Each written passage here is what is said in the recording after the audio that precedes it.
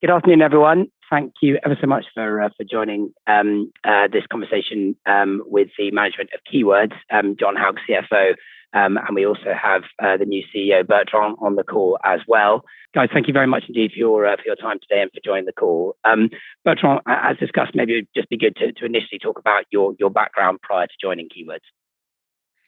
Yeah, hi Nick, hi everyone, and thank you for joining. Great to be introduced as well to the broader community. I think in terms of background, I'm originally from Belgium, worked at BCG for a few years in Europe, then moved to do an MBA in the US in Boston. Then afterwards really started by moving to Seattle at Amazon almost 20 years ago. Interesting small fact that we've been sharing with the team is Amazon was roughly the size that Keywords is right now. They started on the finance side, moved to BD, including some acquisitions, moved to marketing, and then to the product side, looking at the launch of DVD rental, which is now Amazon Prime Movies, and then being part of the team that launched the subscription business that became Amazon Prime. So interesting, there are a lot of similarities to some extent with Keywords, interestingly being also one of our clients, but also looking at absolute customer centricity and how do we build a platform that can scale. I got the bug, became an entrepreneur, went back to the UK at that stage, launched a business called Braxter, all about user-generated content with about 7 million monthly active, about 70,000 content creators, which could be very interesting in the context of Keywords itself, and sold the business to the Guinness World of Records. And then for the last 10 years, if I cut it short, I've been driving digital transformations in different industries, in the media space, first at EMI Music, and then Universal Music. A lot of big calls to make. Do we back the streamers, so platforms like Spotify? How do we build for representing 600 artists with platforms that can really go and scale? How do we build the proper underlying tech platforms that are behind to be able to scale that up? And fascinating as well culturally to see a business that moved from 20% digital to 55+% over a fairly short period of time, which has plenty of impact from a cultural point of view. Then moved to Argos, and then eventually ended up co-running the business, which was a pure transformation, but with incredible assets underlying. So we completely reshaped the proposition of what Argos really stands for, transforming into what is now a 90% digital business and bought by Sainsbury's. So fascinating time as well, and to see the growth within Sainsbury's as we did the post-merger integration. And the last 4 or 5 years, I've been at Novartis, so moving to the healthcare space. There probably learned a lot about the scale. It's a 200 billion market cap business, joined the executive committee of a fairly young team that really wanted to drive a fairly strong transformation of the business. So that's me in a nutshell. Perfect, great. Okay, so I guess that sort of takes us on to the logical next question, which is, what attracted you to Keywords and the background to your joining the business? Quite a few things. First of all, it was getting back to probably my natural original spaces as well in the media space, very fast pace, a very fast growth industry, even gaming being now even bigger than anything else in the entertainment space. And with, I think, very good foundations. I've always tried to join businesses that have strong underlyings behind, strong foundations, strong assets. I think this is one that has that in spade. I think I was very interested as well from a keyword specifics to see how much of a hidden gem it was. We serve 23 of the top 25 publishers with about 800-900 clients behind, a very healthy base, good cash flow position, and an end. But also things I didn't realize the extent of the size of it and what you can do with it. We have about 10,000 plus people now. Interestingly, when first discussions I had, we had about 9,000 people when I had 10,500, with 1,500 engineers, with 2,000 people doing art, with 3,000 people in Montreal, with strong relationship with their clients, a good base geographically as well spreading. So when you look at the composition of the service lines we have, I think it bodes very well for what's ahead. Probably more importantly, when doing my own due diligence, spend a lot of time with clients, trying to get a sense and their own voice of it. And what struck with me was the level of NPS that we had, of satisfaction score from clients, and especially on quality and relationship building over the years. Those were the first two elements that came very strongly, which I think gives you a very strong quality of earning and also a possibility to be at the table, including on development where we do more and more code dev, truly joined up with our clients. And then probably from a personal point of view, I find it a fascinating business in its own right. I think there's a lot of interesting challenges and growth upside potential. plus backed by a very strong board that, while being listed, really wants us to move at the right type of pace and take the full opportunity. So it felt like to me a perfect match from all those dimensions. Perfect. And I'm sure we'll come on to talk about sort of, how you'll bring relevant experience from your previous roles into this industry. But just before we get to that, I understand that you've been kind of undergoing a bit of a sort of first 100 days kind of program just in terms of thinking about some of the key agenda points as you join the company. So would it just be worth sort of talking through at a high level some of the things that fall into that program? Sure. So it's still very early days. It's day 67. I'm 2 months into it, really getting to know the team. So I have a lot to learn as well about the space. But what we initiated with John, with Sonia, is a program we call the 5 work streams. So it's a way as well, quite candidly, for me to get to know the business. We've been visiting jointly about 25, 30 of our studios. We're in Poland right now, in Katowice, where some of our studios have set bases as well. I've probably met about 15 of our top clients, but also some on the more prospective clients to get their sense and to get their view on us, quite candidly. And beyond that, we have initiated those 5 work streams, which I'll detail a bit more. But the aim of that was to get to know the team, to get to start working together. But also we've mobilized about 60 leaders across the organization, about 10, 12 leaders per stream, where I wanted us to own the strategy together. So it's not just us, a few of us coming up on a piece of paper to a capital markets day and coming up with the evolution of the strategy. What we're looking into in those 5 topics, the first one is strategic partnerships. So how can we really elevate the level of discussions that we have at the CXO level? My first observation is that we have many of our studios working with our top publishers, but often in a scattered way. So how can we really elevate those discussions, create more values together, capture more of the value together? So that's top of the list. And actually, it's fascinating to get in those meetings because I also get to learn a lot of what clients really would expect from us, including some areas we probably don't fulfill right now, or at least that we could amplify much more. The second one is we're looking at adjacencies. So should we go left, right? It's pretty obvious to me that 80% plus of the focus of what we'll do for the foreseeable future will always be gaming.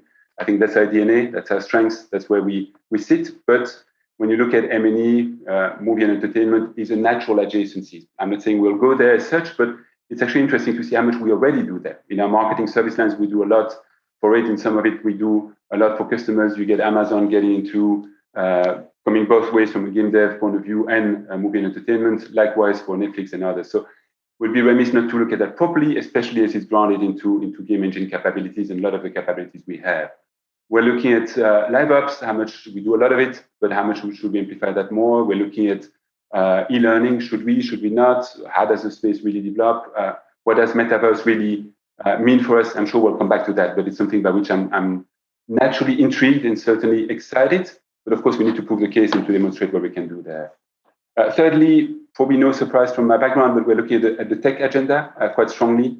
So how can we become more of a technology company in the way we grow? I wouldn't necessarily want us to grow with the next 10,000 talents just linearly. So how can we be more efficient from an operational point of view? How can we instill that mindset across the company? So that's a lot of the discussion we are having. The first observation is actually we are naturally curious as an organization. It's a network really of amazing entrepreneurs who have a good natural nose for it, but how do we, a lot of it is still subscale. So how do we really orchestrate that? And likewise, from a client point of view, what are the tech capabilities that a client would expect us to have? So that's a big topic that we're taking on with a lot of work to be done. And 4 and 5 are probably more internal. The fourth one, I call it one keywords. So it's how do we operate more as one company overall? I think I've been positively surprised by how much sharing it happens already across our different studios. But I think we have upside there. And the trick there is how do we, and part of what attracted me is it's an incredibly entrepreneurial company. Through the acquisitions that have happened as well, I have the luxury to partner with a lot of entrepreneurs at the table with good nose for business, good nose for the opportunity.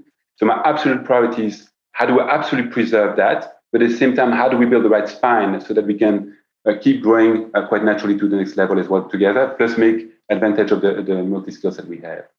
And fifth is really about talent. It's talent. How do we, it's a war of talent out there. Look at game dev with maximum capacity. Everybody's trying to find more senior lead engineers as part of that. So how do we make it, do we make ourselves a talent magnet from an attraction point of view, from a retention point of view, from a best employees point of view? from an ESG point of view. So we're starting to spend a lot of time on that. How do we design the journeys, the career journeys that you can have within keywords? How can we make some bets on people as well across the different service lines to have? I think we have something very compelling to offer, but I want to make sure that with John, Sonia, we really orchestrate that in a very deliberate way for the next 5 years. Brilliant. Okay, that's really thorough, and obviously quite a few bits that we'll probably unpick there as we go through into kind of Q&A. I mean, I think it's worth saying at this point that I think there is a plan in terms of kind of diving deeper into some of this stuff, as you say, when you're more than 60 odd days into the organisation at a capital markets event. So sort of early flag for that one, I guess, that is likely to be at some point in the summer. Is that fair? That's fair. I think John and I are planning to look at it for either the end of May or early June, probably. We haven't penciled the date yet, but we have a couple of tentative dates that we're looking into right now, which seems roughly right, because I want to make sure that we get to do the work internally first and as a team that we're satisfied with where we are, and then effectively coming to sharing more with everybody who's on the call here. Yeah. Okay, that's great. Perfect. Great. So just to kind of drill into some of those topics in a bit more detail. So maybe, Bertrand, starting with your own kind of experience. I guess the obvious question is the lack of gaming specific experience in your CV in the past. Do you think that presents challenges in terms of going up the learning curve? And I guess the obvious other question is the learnings you think you can bring from other industries into the current role. So, without a question, I have a lot to learn. I have a lot to listen to. That's why we're doing the first 100 days. That's why we're putting the streams together. But I think I'm naturally curious. I think the spaces I've been working on, to some extent, it's a coming back to my original space. When you look at what I experienced at Amazon in the early days, in music, in user-generated content, a lot of it lends itself quite naturally for it. I would argue it's not just about gaming. It's also how do you think a bit outside the box as well with the type of capabilities and the gaming DNA that we have. So I'm quite confident that it's a space that, whatever, very, very core of that. And I'm surrounded as well by incredible people around the table with incredible gaming experiences. They're born into it. Many of our studios have been launched more than 20 years ago, but with very close relationship with our customers. That's also what I want to invest really with our clients. That's why we're touring all of our studios. And at the end of the day, the truth sits with our clients' voice. What are the needs? What are the pain points? So that's why we're accelerating, trying to understand that, and pretty much touring across the world right now to get the best view on that. So very excited by the space. I think it feels very natural, I have to say. But again, I have a lot of listening to do over the coming months. And as you mentioned, you've obviously worked in organizations of different shapes and sizes, but most recently in slightly bigger organizations. Just your sense of kind of how Keywords seems as an organization, maybe big in some respects in terms of the service lines that it's involved with in its industry, but also with a kind of an entrepreneurial culture. So just your sense of that would be interesting. Yeah, it's a sweet spot that I really enjoy. I think the core is really what I was mentioning earlier, Nick. It's really an entrepreneurial mindset everywhere you go. When spending time with the 25 plus studios that we have met so far, you can sense that vibe. There is something really entrepreneurial. There's something thoughtful about how they build. But there is also opportunity, and that's probably back to, I'm an entrepreneur at the very core of it. I launched my own business. I've been in many fairly entrepreneurial setup, but even in broad organizations, my role has always been, how do you keep evolving this to the next level? How do you really build it for scale? And I think we adjusted that inflection point within Keywords where, and that's a discussion we had with the board before joining about how do we bring this to the chapter 2. I think it's a remarkable business, has great foundations, and it has all the assets, all the foundations to be able to bring it to the next level. That's probably what I enjoy most. And this is that in spades. And in terms of getting that balance right between the entrepreneurship in the business, but also some of the kind of one keywords sort of aspects that you already touched on, it'd just be interesting to kind of touch on getting that balance right and the risk of upsetting that balance, I guess.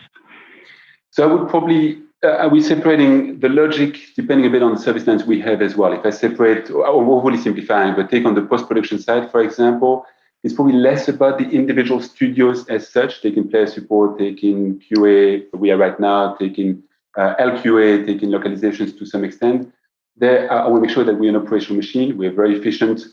We fully understand the needs of our customers, and we bring the right technology and really being a platform from that point of view. And scale brings you actually more and more natural scale on the back of that. But still, highly entrepreneurial. We saw it as well again all day today, John. With the teams. Probably more sensitive is once you get into game dev, once you get into art, once you get into marketing, then you have also brands that I'm and fairly recently with Sperasoft, for example, at High Voltage Software, which is one of our studios in the US. The brand really matters, the relationship at that level. So how do we the starting point is really to preserve that. But what I mean by the spine is from an IT point of view, from an HR point of view, from a finance point of view, how do we make sure that we take 20, 30% of the work that those guys are focusing on, where they could really focus on where they're best at. That's the spirit we're trying to take. We are thinking about shared services, which the way we call it is your customers are the studios. So you really have an internal customer. How can you really be business partners with a few non-negotiables? And non-negotiables could be the quality of our data. How do we make sure that we have workforce management systems that are working well, so we have visibility across all of it, so that the common good benefit from having that, and we can keep operating to the next level on that. But the core is really the entrepreneurial side on the creative side, but by bringing that the right level of spine. Yeah, no, that's perfect. And you talked about, I think you used the phrase elevating the discussion with some of your customers and partners. Just talk a little bit more about how you think you can actually engage with those customers to sort of develop those partnerships into becoming ever more strategic. So first of all, the relationship is, how do you not jeopardize the relationship that we currently have at studio level? That's the starting point. It's a very healthy business with good quality, and many of our studios have been working with our client for 4, 5, 6 years. Take High Voltage that I was just referring to. Have been working with Fortnite for the last 8+ seasons on that. So there is really a relationship at the table together. But at the same time as you build that, how do we look at, especially when there is opportunity that spans across different service lines? That's why we've been on the road with probably 10, 15 of our key clients to understand at CXO level with some of the CEOs as well, of what are your bigger needs? How comfortable are we with keywords right now? Where do you want us to grow? What are the key pinpoints you have? And there are some key patterns that come across, like you take in game development, obvious, everybody's chasing for it everywhere. But what kind of configurations do you want to have? How can we have onshoring, offshoring in the right type of setup? How much are you willing to invest for the next 2-3 years with us so that we can also plan on our side and having broader communication? So that's the type of discussion we had. I love those meetings as well, because you get to discover some things that we don't do today. Taking marketing, for example, right now, we have 8 agencies, 8 studios across marketing. I think it's becoming something quite substantial in the gaming space. But at the same time, we're probably only touching the surface of what could be. We probably do 30% of what a marketing proposition could be. We hear it from customers. It helps us actually really understand from an M&A point of view, from an organic point of view, and how we set things up internally. Great. And then I guess just on the point that you mentioned around adjacencies, just kind of thinking about, bringing that out a little bit more. And obviously, one of the obvious ways one would think to increase your exposure to some of these adjacent areas is through M&A. So do you think it's likely to be more M&A than organic focused? I don't know yet. M&A is obviously a key part of what we do. And maybe if I take the M&A part first, it's like the way that, first of all, Jon runs M&A operations. I think we have a very healthy pipeline, probably for you, Jon, to share a bit more. But at a high level, think about 4 key areas. The first one is really what is in the bullseye, like take game dev, take marketing, take the core of what we do, good quality targets, good quality partners at the right multiples. And obviously, I did my due diligence before, because I know a lot of analysts had the question as well about how healthy is the pipeline behind. I got very reassured by that and actually very excited by what's behind there. That's number one, I would say, top of the list. Then beyond that, you have M&A that is probably at a bit of on the adjacency to some extent, but it's still in the bullseye of what we do. Marketing is a good example of that, where the extension to the proposition that we have in marketing right now. Where should we go in terms of live ops, and then you're probably the adjacency you're referring to, Nick, which is M&A type or e-learning or others. They're probably a bit more risky because it's a bit more of a departure to the core of what we do, but that's where we're doing the work through the work stream to better understand that and map the ground as opposed to just going for an acquisition for the sake of it. And fourthly, it's probably something I would like to look a bit more than what we've done so far, is probably some capability build as well. Now, it doesn't have to be M&A, it can be totally partnership, can be licensing, but how do we build, back to the tech agenda, some more data science, AI capabilities in there? We have some, like Kantan AI is one of those. We have player research, but we've been a bit subscale in the way we take them on within keywords right now. So there's a bit of work to be done about how do we orchestrate that and really scale those up. And to your question about the adjacencies, I referred to it earlier, but you can sense the 4 or 5 type of space we're looking into. More than happy to dig deeper. But I don't know, Jon, if you want to comment a bit more. Yeah, I mean, we've been talking for a long time in terms of adjacent markets, media and entertainment, particularly, where everything we do in games, there's an equivalent in M&E. So we call it localization, but the equivalent in media and entertainment is dubbing and subtitling. And we've actually already been building out our capabilities on that side, so we can cross-utilize our recording studios for media and entertainment work, as well as traditional sort of localization, or as we would call it, traditional. But as Bertrand said earlier, what you're seeing is this big convergence of not only customers, so Netflix entering games, Amazon coming into games, obviously Apple 3 years ago, but also on the technology side. So, using game engines for previs.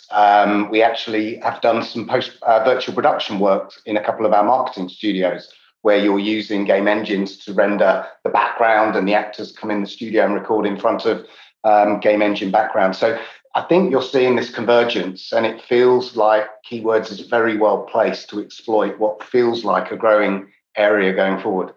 And maybe just to dig into M&A a bit more, I mean, I think it's been interesting. You guys have continued to be very active in terms of M&A, in the interregnum between Andrew leaving and Bertrand joining. Is it just kind of worth talking a little bit more about how the M&A agenda is driven at Keywords as a business? Because it's obviously a mechanism that's in pretty good working order. Maybe I can start. Yeah. You want to go? No, go for it. Well, at very high level, part of it we're looking at as well per service line. So first, I think it's clearly we do a bi-weekly on the pipeline review together. Jon is leading it in practice with Nuno and great team behind. Even I think actually we probably want to bolster that team even more. We're going to be probably busy on that front, but also look at it of where does it make more sense. A bit the four categories I was highlighting earlier, Nick, but also take areas like game dev, marketing are probably top of the list for obvious reasons. They are big part of the growth that we have, good part of the mix as well in terms of margin, highly in demand from our clients at the end of the day, and some areas like marketing where we can probably build the offering even more. So those I would highlight high level are probably the top of the discussions we have, and then we have a few things that are probably a bit out of the box, but also at least to make sure that we are covered properly. Yeah, I think just to add to that, I mean, we've got a very strong internal capability on M&A these days. I mean, we're comfortably able to make 6, 8, 10 acquisitions a year. I think it's quite important to realise as well, we do all of our own origination. So Bertrand mentioned Nuno. He's made it his business to know every single company out there. And it's very rare that with one of our board members is constantly suggesting names of companies we might want to look at. And it's very rare that Nuno hasn't already either spoken to them or at least done some work on them before. And just to give a feel in terms of size, I guess, at any point in time, we've probably got 30 or so names on an active list, of which maybe 8 or so we're starting to talk about deal valuations, and maybe 2 or 3 where we're in LOI and working on due diligence. It's that kind of cadence, but we've got to maintain the discipline. So we'll have some gaps in between, then you'll have 2 coming along. It's the nature of the game. But the most important thing is maintaining that discipline. We're not just going to chase deals for the sake of doing deals. We want to bring the right quality companies into the organization with the right culture. Now, Nick, I'll just add one more point, which is also another source of origination for us, which is one of the healthiest one is, of course, we have the quarterbacking from the team, but it's when it comes from the service lines or from the studios themselves. Like if you look at the recent one we announced recently, Wicked Witch was actually a referral that came from Tantalus in Australia as we're building up that pool more broadly. So there's a bit of a hub and spoke that can happen there where you can actually already start building a bit more than one keyword while keeping the entrepreneurship of the teams.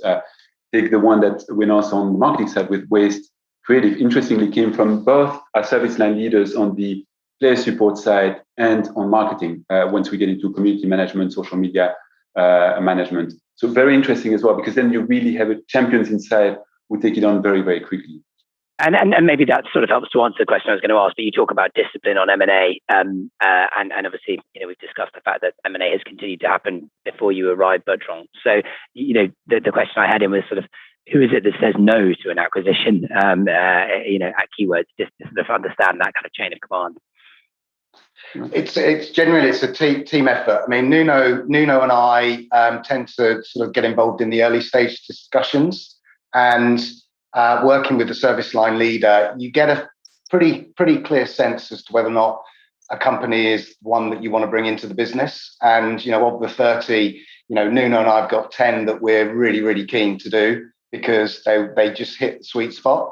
And there are others that we just keep an eye on. So there's no sort of no. It tends to be sort of a natural selection process. And obviously, when we get closer to the deal mechanics, we'll take the deals to the board, seek their approval. And then once we actually go into a due diligence process, there's a pretty thorough report that goes to the board on every acquisition that sets out the outcome of the due diligence and makes the recommendation as to whether we want to proceed or not. Great.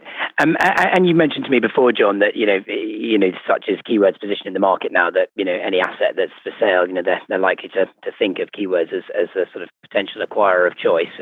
It's just worth talking about the competitive environment for acquisitions and I guess, the sort of whether there's any inflation in the multiples you're likely to have to pay. I don't think we're seeing, so it's always been competitive. I mean, I think it's important to recognise that some of the M&A activity and the consolidation that we've seen in the industry are really different sorts of assets.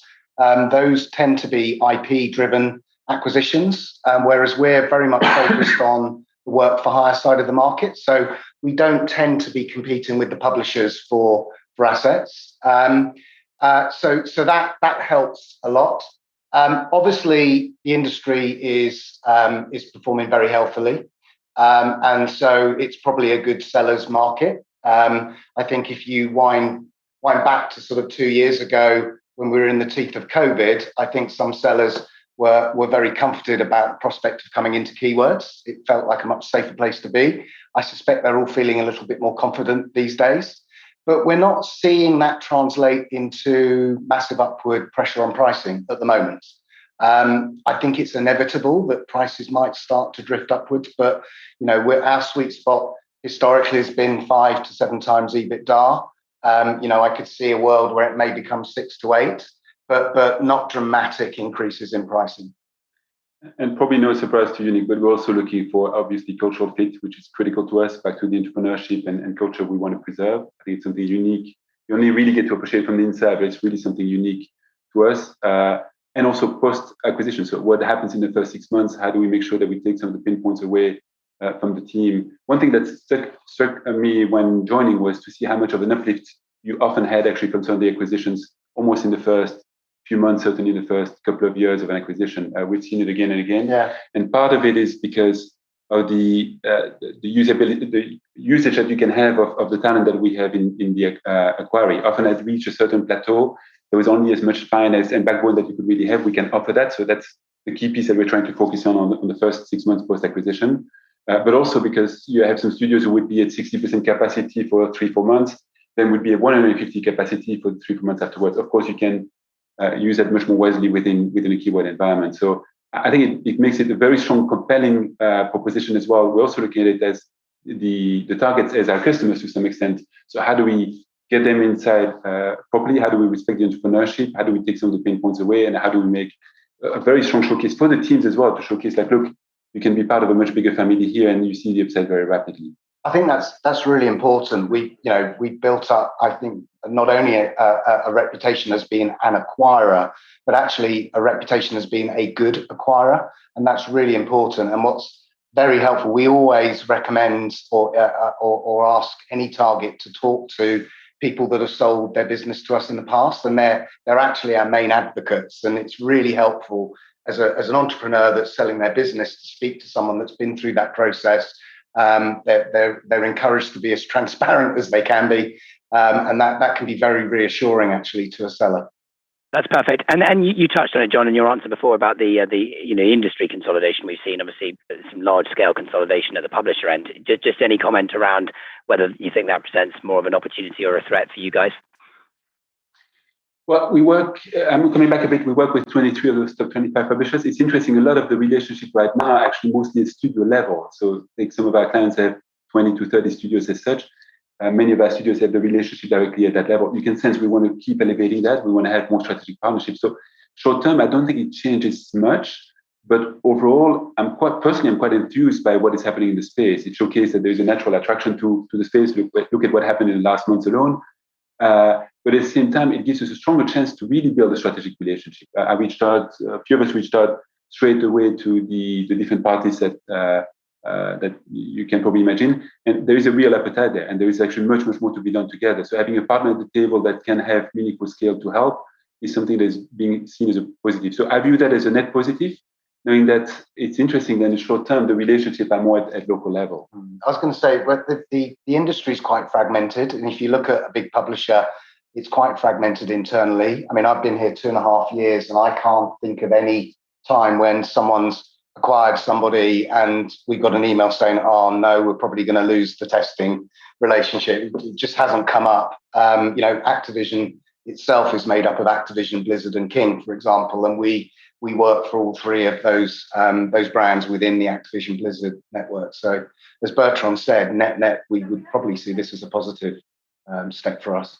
So I just had a question in on just back to the point you made, Bertrand, about investment in technology. Just sort of questioning what you think sort of the output of that might ultimately be. Do you think that is an opportunity to drive revenue growth or margin expansion or both? It's probably it's mostly on the revenue side because it will also require some investments to do it properly. So there's also a slightly longer time frame that we're looking into this. To me, the way I'm looking at that, without commenting on margin or top line specifically, but one is mindset. So how do we instill that mindset much more? Everywhere we go, we're asking about how we're going to automate some of the pieces. Which piece of technology or technology IP have you seen that could be useful to us? Where should we go? Interestingly, we see a lot from the studios are doing. How can you replicate that across the service lines more broadly as part of it? So one is really that mindset. Two is a specific program in terms of outcome. I would hope in the next 6 months, a very specific program of where do we put our chips, where do we put the investments. Right now, actually, quite frankly, we do a lot, but it's probably subscale by doing almost too much. So part of it, we need the resources for that, but it's also how do we pick the basics? So how do we make sure that we have a workforce management systems? Obviously, we have all that, but that is more orchestrated with the proper data lake at the core. Easier said than done, because again, you're a collection of many acquisitions historically as well. So how do we do that in a proper way? How do we invest in CRMs? Obviously, we have some Salesforce and others, but how do we make sure that there is the right incentive for everybody to participate to that end? So those are probably the nuts and bolts, I would say, but how do we invest more in those? It's not necessarily from a cash point of view, it's also how do we decide on what are the 4 or 5 and then really put more resources onto those, maybe drop some of the other things that are a bit subscale right now so we can really go and deliver. And then beyond that, the third point to me is more, how do we keep our eyes open? And that's where the technology mindset comes into play about what do our clients want? What happens in the space of VFX? What happens in the space of some of the products that are more integrated into their own workflow that we could be into? The previous piece that Jon was alluding to, I don't know yet, but that's where we need to do the work to look at what are good businesses that make sense for us to be into or not, or at least to understand the space in a proper way. So you'll see probably a renewed focus on that, but I want to manage expectations. As you know, those always take more time than we all wish. But I really want to push the thinking and push the boundaries there. I've had a couple of questions in, perhaps unsurprisingly, about sort of inflationary pressure. So maybe one for Jon, if you don't mind. And obviously mindful we're in closed period here, so just sort of some broad comments would be helpful. But one question was just around the mixture of full-time employees versus contractors, and whether that, how that impacts on wage pressure and how you can use that mix to your benefit. And then also just the ability, I guess, to pass additional costs on through pricing to customers. Yeah, I think firstly, it's important to recognise that we've got the sort of the wage inflation challenge is very different in the different service lines. So if you look at our testing, our player support businesses, they tend to employ a kind of a lower skilled labour, if you like. And that is much more sort of, the inflation is much more pegged to sort of GDP. And, we just need to attempt to pass those cost increases onto our clients, as every other business around the world is grappling with at the moment. A bit different on the game development, some of the higher skilled service lines, so things like game development, where these are very highly sought after capabilities. And it is a war for talent. There are lots of reasons why Keywords is an attractive place for a game developer to work. But we're probably seeing a little bit more upward pressure on wages in that part of the business than some of the others. And the good news is, from that perspective, they're project-based businesses in the main. So we've got a natural capability of effectively repricing when projects come up for renewal or when we bid for new projects. And I think our customers are going to be very understanding. Number one, they need us, desperately need us to help them deliver their content. They're facing the same challenges internally, and they're not looking for price as their number one buying decision. As Bertrand said, it's all about quality, your reputation, reliability, delivery. And so I'm hopeful that we'll be able to pass those pressures on in time in a controlled and reasonable way. And I mean, you mentioned, Bertrand, that you expected to dig into the Metaverse point in a bit more detail. I've had a few questions in on that. So just sort of a few additional thoughts from you in terms of how you see that space playing out and Keywords' role within it. So I don't know yet, and obviously I always have to caveat that there is a lot of hype around it as part of it. So we want to be careful and grounded in the way we do that. However, what I know, and the reason of probably why I'm intuitively excited about it, but we'll have to prove it, is that when you look at the service lines one by one, it lends itself very well to be well positioned in that space. And we often qualify ourselves as the picks and shovels in the gold rush. Well, at the end of the day, to be clear, we won't invest into the underlying architecture that needs to be there, like some of the technology partners will do. That's not our space. That's not where we want to operate. However, in terms of content creation, that's where it comes to at the end of the day. Whether you have brand XYZ, you need to be able to create gaming experiences. So when you look at what we do from a game dev point of view, when we look at 2,000 artists that we have across the network on offshore, when you look at the ability to do portability, when you look at the ability to do localization at scale, when you look at what we can do in player support, which is more and more truly at the core of it, community management, sentiment analysis, and an end. So, and when you look at what we do from a marketing point of view, which often is the entry point or sort of the glue for brands to come who are looking at how do I enter that space, what does it even really mean? That's where I think we'd be remiss not to explore properly. We could be at the very natural entry point for that. Now we need to organize ourselves for that. I'm positively surprised to see how many of, we talk about the metaverse as something abstract, but actually we work with quite a few of our clients are in that space already. I've seen some piece of work that are quite exciting there. So my ask to the team have been more to double down, at least when they have a choice between two good quality programs, of where do we learn and get our creds on that instead of talking about it in theory. How do we learn? How do we get the scars on our body on that? How do we learn together with the partners? So I'm willing to invest in that area. And at the same time, what we're doing through the work stream is also to see how would we organize ourselves to be able to take on clients' demand on that front. So excited by that space, intrigued, and I think potentially, I hope, crossing fingers, but very well positioned for it. Okay, thank you. I had a question in just in terms of reminding us what where the different revenue comes from for the business with regards to different platforms, so mobile, PC, and console gaming, and just whether you can kind of talk a little bit about the different strengths and areas of softness and strengths across those different platforms. Shall I have a start of that? I mean, we don't actually, and we probably should, but we don't actually sort of measure the mix between the different platforms. What I will say is that we're probably more naturally skewed towards the higher end of the ecosystem, so the console, the PC. Player support, though, is largely mobile. So those games as a service, free-to-play games are the ones where the publishers are investing more and more on that community management piece. So it really does differ by service line, but as a general rule, we tend to operate more at the higher end of the ecosystem. So even where we do mobile work in our game development studios, for example, it tends to be with the big mobile publishers. There is a huge long tail within the mobile space of relatively sort of low value, low cost mobile games. And that's not a space that we really have a great deal of exposure to, nor indeed I think do we want to. We tend to operate at the higher end of the ecosystem. And I mean, again, just mindful of not wandering into kind of current trading thoughts, but I had a couple of questions in around the fact that where we are in the console cycle and some of the delays to game releases that happened last year. So sort of how that makes you feel about the backlog in the business.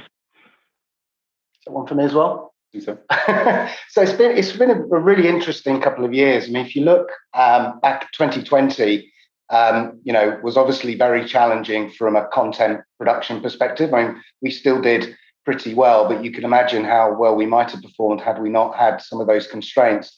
I think what we felt like coming into 2021 was there was a refocus of the industry back on content and content creation. And if you imagine, these games and publishers have worked really hard to win new players, and if they can't feed them with fresh content, then you risk losing them to other games as people go through the content.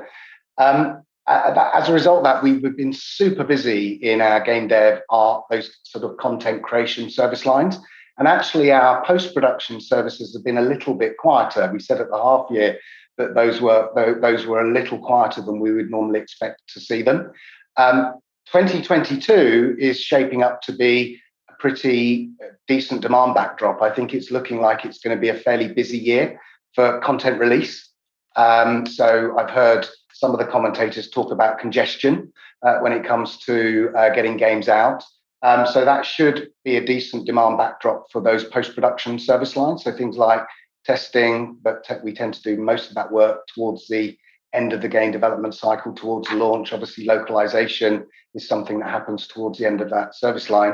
But having said all of that, we're still seeing really strong demand in game development and art. We're probably fuller at the start of the year than we would normally expect to be in terms of looking at the pipeline, in terms of forward visibility. So all in all, it just feels like a pretty positive demand backdrop for us. I'm mindful we're kind of coming up to time, but I had a question in from somebody, which might be quite a good way to conclude.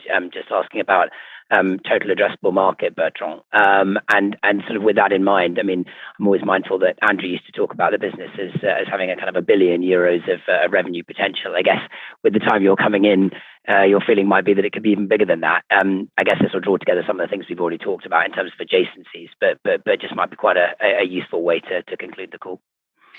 Yeah, we're digging into that with Jon to try to put some guardrail around that of what does it look like. I mean, maybe high level if it helps.